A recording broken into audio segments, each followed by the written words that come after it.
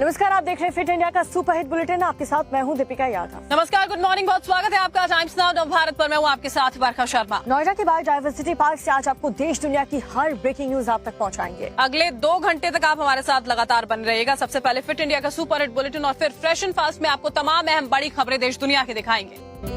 और बुलेटिन की शुरुआत इस वक्त की बड़ी खबर के साथ करते हैं। जम्मू कश्मीर के अंतिम चरण का आज मतदान जो है वो होना है। आपको बता दें 7 जिलों की 40 विधानसभा सीटें हैं जिस पर मतदान किया जाएगा।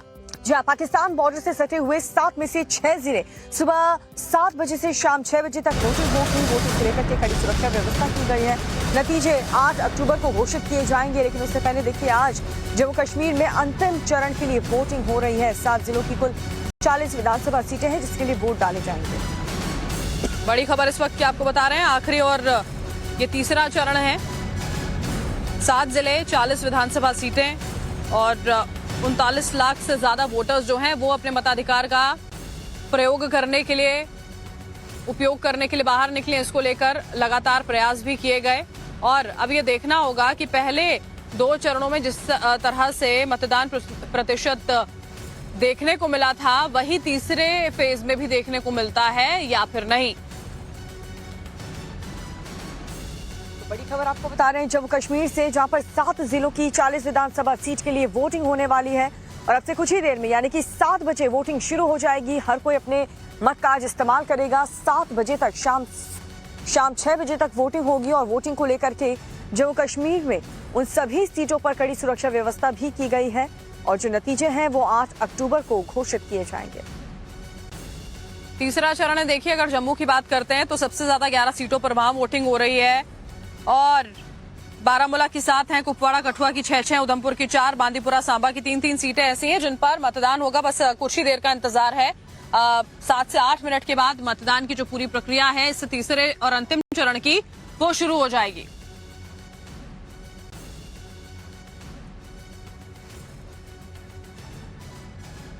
और चलिए बांदीपुरा से हमारे सहयोगी सोहेल हमारे साथ जुड़ चुके हैं। जरा बताएं वहां पर पोलिंग स्टेशन पर क्या विशेष तैयारियां की गई हैं। अब से कुछ ही देर बाद 7 बजे वोटिंग शुरू हो जाएगी।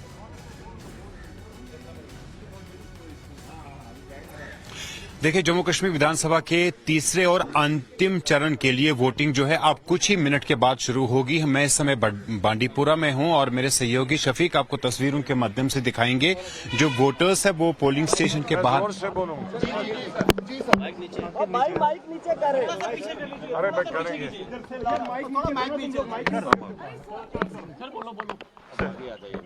सर बोलिए।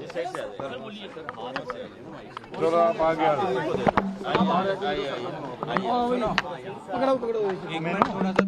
बड़े लंबे अरसे के बाद इलेक्शन हो रहे हैं, 10 साल के बाद। तो जो लोग कहते थे कि इलेक्शन नहीं हुए, अब उनको आना चाहिए मैदान में सब जगह से, पूरे परिवार समेत, और अपने वोट का इस्तेमाल करना चाहिए, वोट देना चाहिए। वो उनकी मर्जी है कि किस पार्टी को, किस कैंडिडेट को। तो इस समय अब मैं उत्तरी कश्मीर के बांडीपुरा में हूं और यहां पे आप देखेंगे कि जो वोटर्स है वो पोलिंग स्टेशन के बाहर पहुंच गए हैं और अपनी बारी का इंतजार कर रहे हैं। कुछ ही मिनट के बाद पोलिंग स्टाफ की तरफ से ये जो वोटर्स है इनको अंदर जाने की अनुमति होगी और ये अपने वोट का इस्तेमाल करेंगे। 10 साल के बाद जम्मू कश्मीर में विधानसभा के चुनाव हो रहे हैं और इसलिए जो है लोगों को काफी ज्यादा खुशी है। कुछ वोटर्स भी यहाँ पर हमारे साथ जो है वो बातचीत करेंगे, लेकिन मैं आपको ये बताना बहुत जरूरी समझता हूं कि आज तीसरा और अंतिम चरण की जो वोटिंग है वो होने वाली है। 29 लाख से ज्यादा वोटर्स 415 उम्मीदवारों के मुस्तकबिल का फैसला करेंगे और यहाँ पे जो वोटर्स है उनसे भी बात करेंगे और उनसे जानने की कोशिश करेंगे कि किस तरह की खुशी आज लंबे समय के बाद वोट देने का मौका मिल रहा है। विधानसभा के चुनाव हो रहे हैं, असेंबली के चुनाव हो रहे हैं, तो कितनी खुशी। बिस्मिल्लाहिर्रहमानिर्रहीम। हमें बहुत खुशी है कि करीबन 12 साल के बाद यहाँ इलेक्शन हो रही है और हम चाहते हैं यहाँ अमन की इलेक्शन हो और इंशाल्लाह यहाँ हमारा अपना एमएलए बने और हमें हमारे साथ यहाँ इंसाफ हो, काम हो जाए और रोजगार का मसला है, रोजगार बन जाए बच्चों को, पढ़े लिखे बच्चे हैं उनको रोजगार। और लोग अपने तमाम मुद्दों को लेकर देखिए यहाँ पर मतदान केंद्रों तक आज पहुंचेंगे। सोहेल, आप नजर लगातार बनाए रखिएगा, आगे भी हम आपसे जानकारी लेंगे। फिलहाल के लिए शुक्रिया। और चलिए खबरों में आगे बढ़ते हैं, बात करते हैं राहुल गांधी की, जिन्होंने राम मंदिर को लेकर के एक बार फिर से विवादित बयान दिया है। हरियाणा में प्रचार के दौरान दिए गए राहुल गांधी के इस बयान पर कांग्रेस के लिए गले की अब फांस बन चुकी है। और इसके बाद देखिए, राहुल गांधी ने बयान दिया और उसके बाद योगी आदित्यनाथ ने जमकर उन पर निशाना साधा। जब वो प्रचार हरियाणा में कर रहे थे तो कांग्रेस पर तीखे हमले बोले।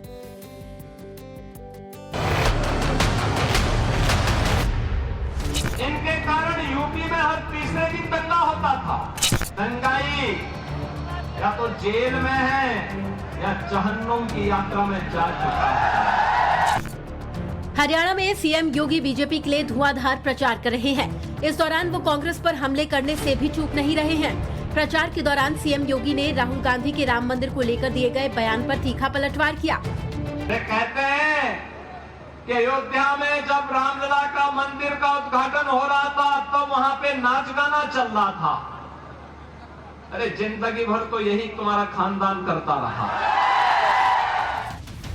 अब राहुल गांधी का वो बयान भी सुनिए जिसको लेकर वो बीजेपी के निशाने पर आ गए।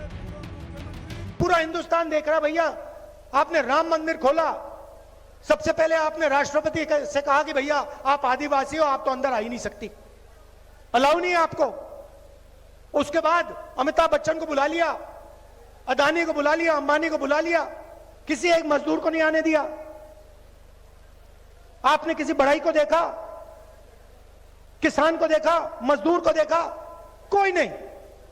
डांस गाना चल रहा है, प्रेस वाले हाय हाय हाय कर रहे हैं, नाच गाना चल रहा है, डांस चल रहा है, पूरा हिंदुस्तान डांस कर रहा है। सोमवार को सीएम योगी ने हरियाणा में एक के बाद एक 4 रैलियों को संबोधित किया और राहुल गांधी पर ताबड़तोड़ सियासी वार किए। सीएम योगी ने प्रचार के दौरान 370 और राम मंदिर का भी जिक्र किया और कांग्रेस को आड़े हाथों लिया। 370 का दंश भी तो कांग्रेस ने दिया था। बाबा साहब भीमराव अंबेडकर विरोध करते रहे। उन्होंने कहा था कि धारा 370 संविधान के लिए अच्छा नहीं होगा, देश के लिए अच्छा नहीं होगा। लेकिन रिश्तेदारी निभाने के लिए उस समय कांग्रेस ने धारा 370 संविधान में जोड़ करके कश्मीर को एक अलग स्टेटस दिया। परिणाम क्या था? पूरा देश आतंकवाद की चपेट में आ गया। सीएम योगी यहीं नहीं रुके, बल्कि यूपी के एक माफिया से कांग्रेस के संबंधों पर भी जमकर घेरा। कांग्रेस ने यूपी के एक खतरनाक माफिया को, बर्बर जो दुर्दांत माफिया था, उसको भी शरण दिया था और कई महीनों तक उसको अपने संरक्षण में रखा था। उसके साथ इनकी व्यावसायिक पार्टनरशिप थी। अब सोचो, माफिया और कांग्रेस की दोस्ती, संगठित अपराध में लिप्त माफिया हो, माइनिंग माफिया हो, वन माफिया हो, पशु माफिया हो, ये सभी इनके शागिर्द हैं। 5 अक्टूबर को हरियाणा में वोट डाले जाएंगे और 8 अक्टूबर को वोटों की गिनती होगी। ऐसे में देखना होगा कि क्या बीजेपी तीसरी बार हरियाणा की सत्ता पर काबिज होगी या फिर जनता कांग्रेस को मौका देगी। आज हरियाणा में प्रधानमंत्री नरेंद्र मोदी पहुंचने वाले हैं। एक रैली जो है वो पलवल में करने वाले हैं और इसी के साथ में राहुल गांधी भी प्रचार करने पहुंचेंगे। जी ये बड़ी खबर आपको बता रहे हैं, राहुल गांधी भी प्रचार करने के लिए पहुंचेंगे। देखिए, हरियाणा के सोनीपत में राहुल की जनसभा होगी। राहुल गांधी विजय संकल्प यात्रा भी निकालेंगे। बहादुरगढ़ से शुरू होगी राहुल गांधी की विजय संकल्प यात्रा। 5 अक्टूबर को हरियाणा में वोटिंग होने वाली है और 8 को यहां पर भी रिजल्ट आएंगे।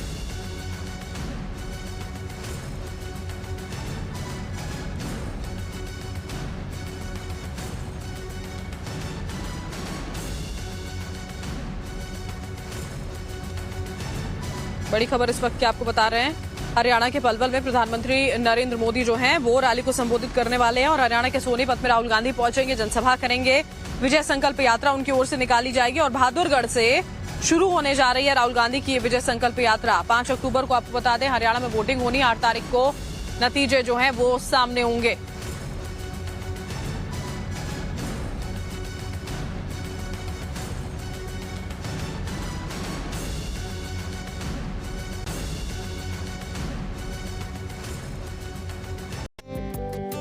उत्तर प्रदेश के मिर्जापुर की बात करें तो तेज रफ्तार का कहर यहां पर देखने को मिला है और उसका भयानक सीसीटीवी फुटेज भी सामने आया। ट्रक किस तरह से दुकान के अंदर जा घुसता दिखाते हैं आपको पूरी खबर।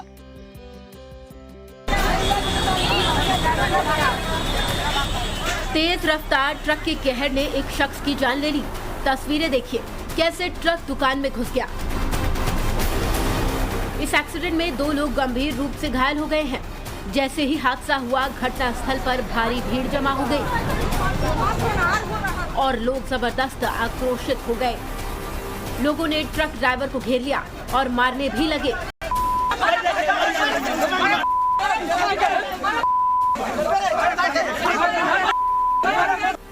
मौके पर पुलिस देर से पहुंची, तब तक लोगों ने वाहनों में काफी तोड़फोड़ कर दी। पुलिस फोर्स ने पहुंचते ही ड्राइवर को अपने कब्जे में ले लिया। भीड़ के गुस्से को देखते हुए पुलिस ने भी ड्राइवर को मौके पर मार लगाई। एक्सीडेंट की ये वारदात मिर्जापुर के देहात कोतवाली थाना क्षेत्र में आने वाले शाहपुर चौसा बाजार की है। बताया जा रहा है कि ट्रक मिर्जापुर से सोनभद्र की तरफ आ रहा था, तभी ये हादसा हुआ। और बड़ी खबर आपको गाजियाबाद से बता देते हैं, जहां पर घर के बाहर से बच्ची का अपहरण जो है वो कर लिया जाता है। फिल्मी स्टाइल में इस पूरी घटना को अंजाम दिया गया। जी हाँ, ये बड़ी खबर आपको बता रहे हैं। गाजियाबाद में घर के बाहर बच्ची का अपहरण किया गया है। बदमाश फिल्मी स्टाइल में आते हैं और बच्ची को वहां से ले जाते हैं। परिवार का आरोप है कि बच्ची को मामा ने उसे किडनैप किया है। किडनैपिंग की जो तस्वीर है वो भी सीसीटीवी में कैद हो गई है। जो सीसीटीवी फुटेज सामने आया, देखिए उसी के आधार पर अभी फिलहाल पुलिस की ओर से जांच जो है वो की जा रही है।